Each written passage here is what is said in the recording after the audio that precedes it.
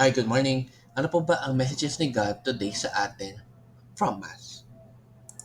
Okay, number one, always be ready for your mission from God. So lahat po tayo ay may kanya-kanyang mission from God, kaya lagi lang po tayo maghanda kung kailan po tayo tawagin ni God to do it.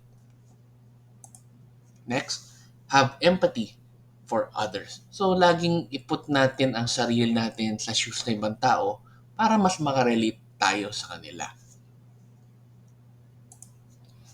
Next, no matter how troubled we feel today, Jesus will heal us from anything we feel.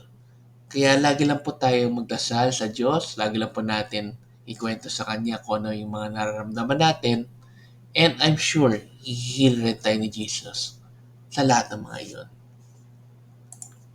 And number four, unload any baggage to Jesus and He will comfort us and give us peace. Ayan. So, napaka-straight to the point. So, lagi tayong magdadasal sa Diyos, kay Jesus.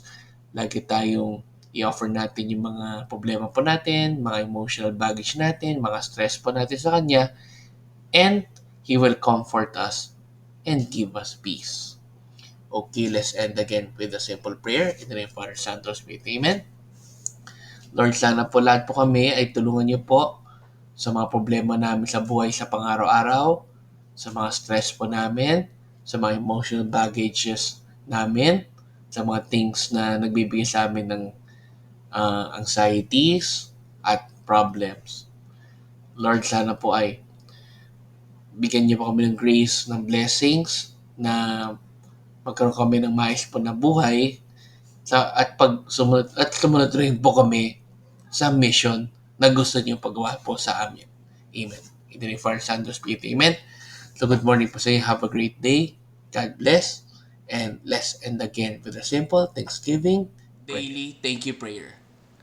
Lord, thank you very much for all the blessings that you are giving us every day. Thank you for our food, safety, security, guidance, and all your blessings.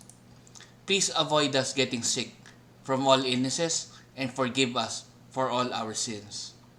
Lord, I pray that all our hopes and dreams will come true in your own time. Again, Lord, thank you for all the blessings that you have given us. Amen.